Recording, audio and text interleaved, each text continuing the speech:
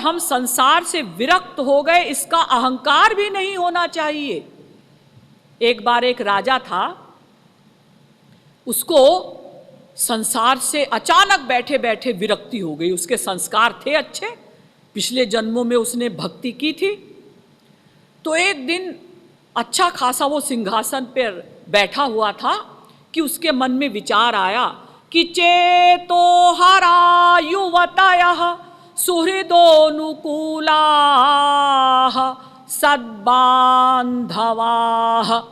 प्रणयगर्भगिरश्च भृत्याः वल्गन्ति दन्ति निवहास्तरलास्तुरङ्गाः सम्मीलने नयनयोर्नहि किंचिदस्ति। ये जो मेरे इतने ठाट बाट हैं, मेरे पास हजारों घोड़े हैं, सैकड़ों हाथी हैं, और इतना गोल्ड है, इतने रत्न हैं, इतना मेरा बड़ा राज्य है, लेकिन सम्मीलने नयनयोर नहीं किंचिदस्ति। जब मेरी आंखें बंद हो जाएंगी तो ये मेरा कुछ नहीं रहेगा। ऐसा सोचकर वो विरक्त हुआ और वैसे ही जैसे उसने जेवर पहन रखे थे, मुकुट पहन रखा था, जंगल की ओर चल पड़ा। जाकर एक कुटिया में एक बहुत बड़े संत रहते थे, उनको प्रणाम किया और कहा, महाराज मुझे आप अपना शिष्य बना लीजिए। संत ने कहा, देखो पहले विरक्त होकर आओ। राजा ने कहा, महाराज मैंने सब तो छोड़ दिया, स्त्री छोड़ दी, बच्चे छोड़ दिए, माँ बाप छोड़ दिए, राज्य छोड़ दिया। मैंने कहा है पहले विरक्त होकर आओ, बकवास मत करो। देखिए एक जमाना ये था कि संत महात्मा जल्दी से किसी से बात नहीं करते थे।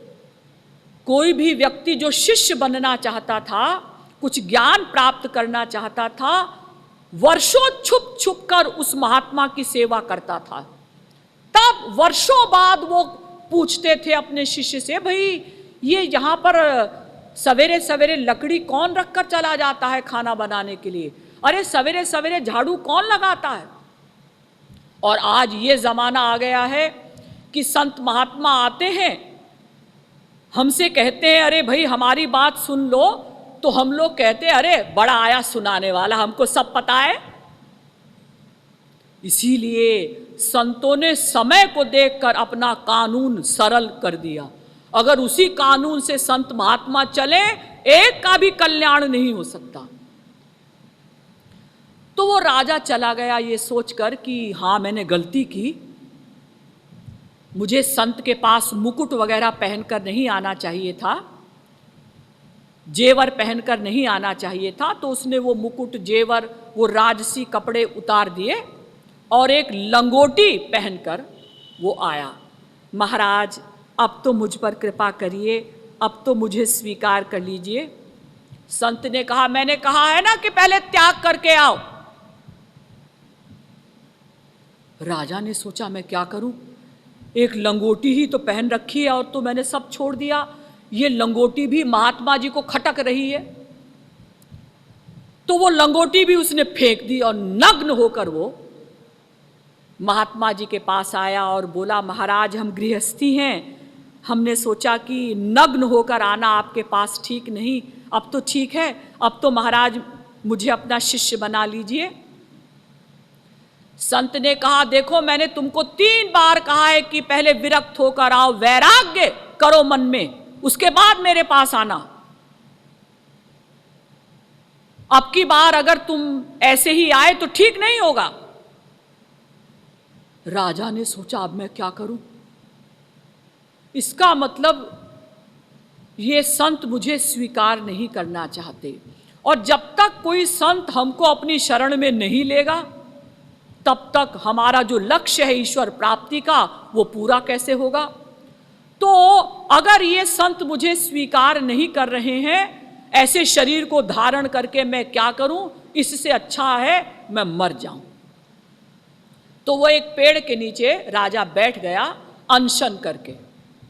खाना पीना सब छोड़ दिया उसने कि मैं शरीर छोड़ दूंगा। 1 दिन बीता, 2 दिन बीता, 3 दिन बीत गया, चौथा दिन बीत गया, 5 दिन हो गए। अब वो महात्मा जी अंदर अंदर इंक्वायरी कर रहे थे, अंदर अंदर वो समझ रहे थे कि हाँ इसमें क्या क्या चेंजेस आ रहे हैं। जब 5 दिन हो गए, वो संत स्वयं उस राजा के पास आए और बोले, राजन उठो। लेकिन राजा की आंखें बंद हैं, यानी उसको ये फीलिंग ही नहीं रही कि मैं राजा हूं। फिर संत ने कहा, ओ त्यागी जी उठो, आंखें खोलो। अब भी राजा ने आंखें नहीं खोली, क्योंकि उसका अहंकार ये भी चला गया कि मैंने कुछ त्याग किया है। पहले उसे अहंकार था ना कि मैं विरक्त हो गया हूं, मैंने ये सब छोड़ दिया है। तो जब अहंकार पूरा चला गया, तब गुरुजी ने जब ये बात समझ ली थी, इसीलिए उन्होंने कहा, बेटा उठ। तब राजा ने आंखें खोली और फिर उनका बस, फिर तो जब शिष्य बना लिया तो फिर कल्याण होने में कितनी देर है। तो हमें संसार से विरक्त होना है, और हम संसार से विरक्त हैं इस बात का अहंकार भी ना हो। ऐसी स्थिति हो जाने से क्या हमारा काम बन जाएगा? ना। क्यों? क्योंकि केवल संसार से विरक्त हो गए।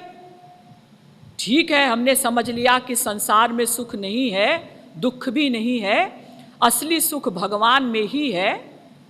ठीक है, लेकिन वो सुख कहाँ है, कैसे मिलेगा, ये बताने वाला कोई होना चाहिए ना। यानी संसार से वैराग्य और ईश्वर की शरणागति ठीक ठीक हो जाए।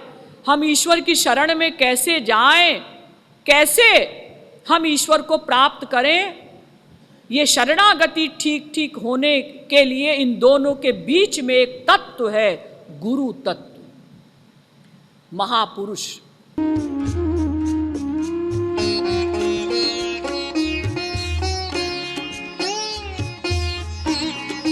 Oh